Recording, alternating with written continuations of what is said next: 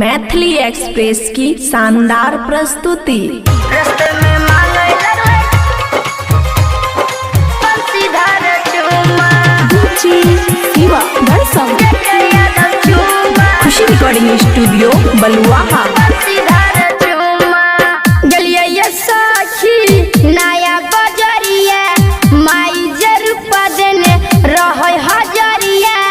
रास्ते में गलिया जगुमा जगुमा रास्ते में मांगे लगले अमन आकी चूमा।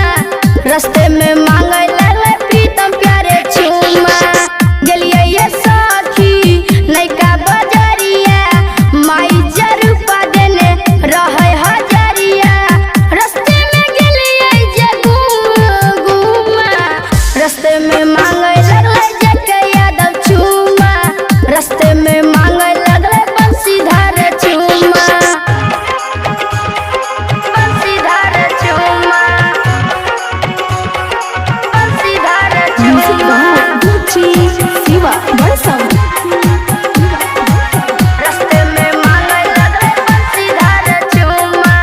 बाजार में करे लगले उ खेला कितना कहलिए खिलैबो हम केला कितना कहलिए खिलैबो हम केला। बाजार में करे लगले उ खेला कितना कहलिए खिलैबो हम केला।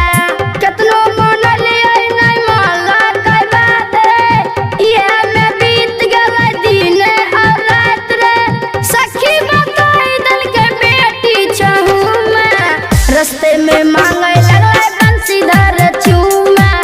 रास्ते में मांगे लगले जके यादव चूमा। रास्ते में मांगे लगले बंसीधार चूमा खुशी रिकॉर्डिंग स्टूडियो बलुआहा। बंसीधार चूमा शिवा दर्शन जके यादव चूमा बंसीधार चूमा।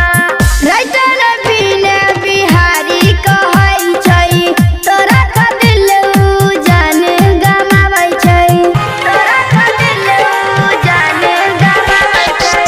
राइटर बिने बिहारी कहै छै तोरा का दिल जान गमाबै छै। कितना जोड़लिए पीछा नहीं छोड़ल कई माई से जाके शादी के बात पूछल कई। सखी बताई दल के जानू चहुमा रास्ते में मांगे लगले अमन आकी चूमा। रास्ते में मांगे लगले प्रीतम प्यारे चूमा चूमा गलिया ये साखी नया बजरिया माई जरूपा देने रहै हजरिया। रास्ते में गलिया जगुमा जगुमा रास्ते में मांगे लगले बंसीधार चूमा। रास्ते में मांगे लगले प्रीतम प्यारे चूमा खुशी रिकॉर्डिंग स्टूडियो बलुआहा।